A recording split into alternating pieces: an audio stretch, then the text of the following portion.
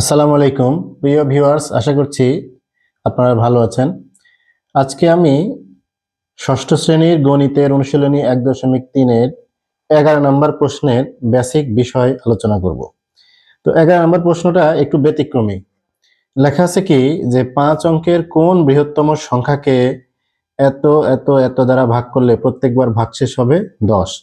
তো এর আগে আমি কয়েকটা লেকচারে যখন নাকি এই 5 নাম্বার অঙ্ক অনুশীলনীর 6 নাম্বার অঙ্ক, 7 নাম্বার অঙ্ক, 8 নাম্বার অঙ্ক, 9 নাম্বার অঙ্ক, 10 নাম্বার অঙ্ক করে দিয়েছিলাম, তখন একটা কথা বলেছিলাম যে কোনো অঙ্কে যদি আমরা এরকম বৃহত্তম, তারপরে এই বৃহত্তর, সর্বাপেক্ষা বড়, সবচেয়ে বড়, এরকম যদি কোনো টার্ম পাই তাহলে আমরা সেগুলোকে কি করব, আমরা গসাগুর নিয়মে অঙ্ক করব। আবার যদি কোনো অঙ্কের ক্ষেত্রে আমরা পাই ক্ষুদ্রতম, ক্ষুদ্রতর, সবচেয়ে ছোট, এরকম যদি পাই তাহলে আমরা কি করব, সেগুলোকে লসাগুর মাধ্যমে অঙ্ক করব।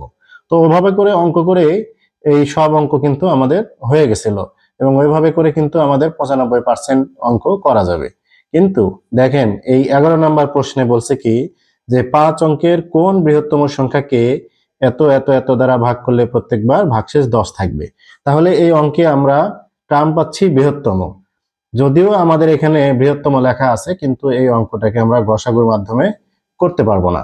কেন করতে পারবো না সেটা আমি আপনাদেরকে আজকে এই ভিডিওর মাধ্যমে বুঝিয়ে দিচ্ছি। এই কারণেই অঙ্কের বেসিক জানাটা খুবই জরুরি। অনেক ক্ষেত্রে শর্টকাট নিয়মে অঙ্ক শিখলে দেখা যায় যে হয়তো শর্টকাট নিয়মে অনেক সুবিধা পাওয়া যায়, কিন্তু দেখা যায় যে কোনো কোনো ক্ষেত্রে যায় আপনার ধরা খেতে হয়। আসলে ওই যে ওই একটা জায়গায় যে আপনি শিখলেন না, ওই একটা অঙ্কই আপনার আপনার কিন্তু অনেক আপনাকে অনেক পিছিয়ে দিবে, বা ওই একটা অঙ্কই আপনাকে অনেক আগায় দিবে। একটা যখন প্রতিযোগিতামূলক পরীক্ষা হবে সেখানে কিন্তু আপনার 0.5 মার্ক, 0.25 মার্কের জন্য আপনি হয়তো 500 জনের পিছনে চলে যেতে পারেন, আবার 0.25 মার্ক পেলে আপনি 500 জনের সামনে চলে যেতে পারেন। এ কারণে অঙ্কের খুঁটিনাটি বিষয়গুলো আমাদেরকে খুব ভালোভাবে শিখতে হবে।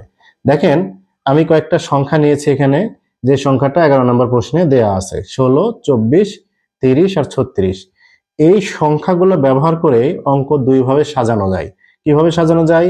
একবার দেখেন লেখা যায় যে কোন বৃহত্তম সংখ্যাকে 16, 24, 30 ও 36 দ্বারা ভাগ করলে কোনো ভাগশেষ থাকবে না, অথবা 2, 3, 4, 5 ভাগশেষ থাকবে, অথবা শুধু 10 অবশিষ্ট থাকবে। যে কোনো ভাবে এভাবে অঙ্কটা সাজানো যেতে পারে, যেইটা নাকি আপনার এই 11 নম্বর প্রশ্নের সাথে মেলে।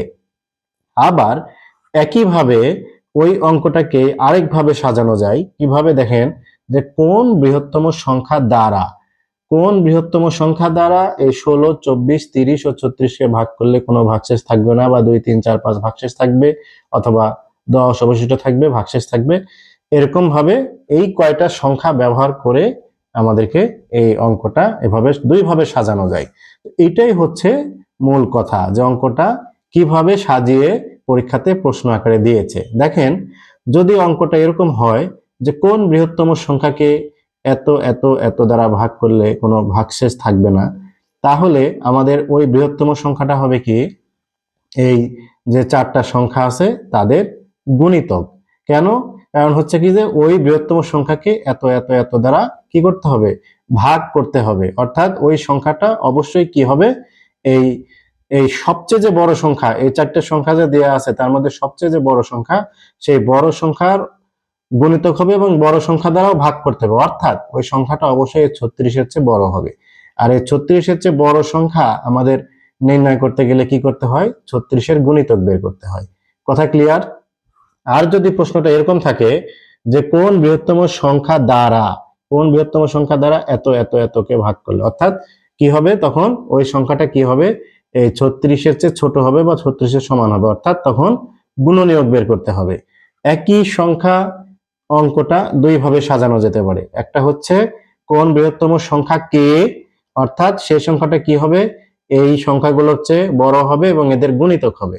আর যদি বলে কোন বৃহত্তম সংখ্যা দ্বারা এত এতকে ভাগ করতে হবে, তাহলে এই সংখ্যাটা কি হবে, এদের এই 36-এর চেয়ে ছোট হবে, অথবা এই এদের চেয়ে ছোট হবে অবশ্যই, এবং এদের গুণনীয়ক হবে, এদের সাধারণ গুণনীয়ক হবে। সাধারণ গুণনীয়ক হবে।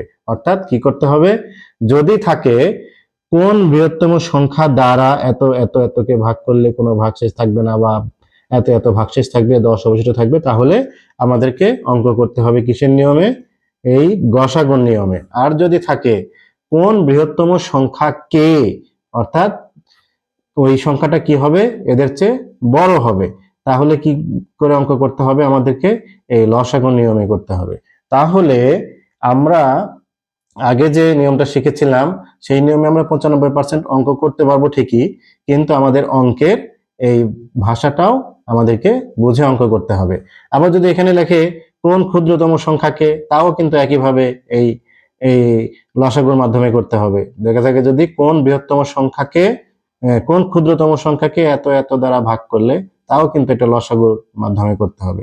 অর্থাৎ আমি যে কথাটা বলতে চাচ্ছি সেটা হলো, যদি একটা বৃহত্তম সংখ্যাকে নির্দিষ্ট করে বের করতে হয়, যেই সংখ্যাটাকে এগুলো দ্বারা ভাগ করতে হবে, যেই সংখ্যাটাকে এগুলো দ্বারা ভাগ করতে হবে, সেগুলো অবশ্যই কি হবে, এগুলার গুণিতক হবে এবং এদের সাধারণ গুণিতক হবে, অর্থাৎ এই লসাগু হবে, লঘিষ্ঠ সাধারণ গুণিতক বা লসাগু, এই লসাগু নিয়ম অনুসারে করতে হবে।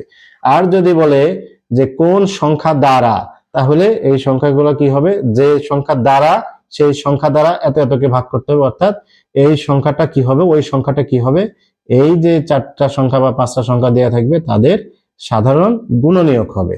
তো আশা করি আপনারা এই 11 নম্বর অঙ্কটা বৃহত্তম লেখা থাকলেও কেন লসাগু নিয়মে করতে হবে আপনারা বুঝতে পারলেন। তো এভাবে করে আপনাদেরকে প্রত্যেকটা অঙ্কের বেসিক জেনে বুঝে তারপরে আপনাদেরকে অঙ্ক শিখতে হবে এবং করতে হবে। তো আমি আগামী লেকচারে আপনার এই 11 নম্বর প্রশ্নটা পুরোপুরি করে দেব, ওইভাবে পরীক্ষার খাতায় লিখতে হবে। আজকে শুধু বেসিক আলোচনা করে দিলাম। তো আমার এই ভিডিও থেকে যদি আপনারা উপকৃত হন, তাহলে অবশ্যই আমার ফেসবুক পেজ এই বেসিক ম্যাথ উইথ মিদা স্যারকে ফলো দিয়ে পাশে থাকবেন। আর যদি ইউটিউব চ্যানেল থেকে দেখে থাকেন, তাহলে বেসিক ম্যাথ উইথ মিদা স্যার এই ইউটিউব চ্যানেলটাকে সাবস্ক্রাইব করবেন, লাইক কমেন্ট শেয়ার করে অন্যকে দেখার সুযোগ করে দেবেন, এই আশাবাদ ব্যক্ত রেখে এ পর্যন্তই আজকে। আল্লাহ হাফেজ।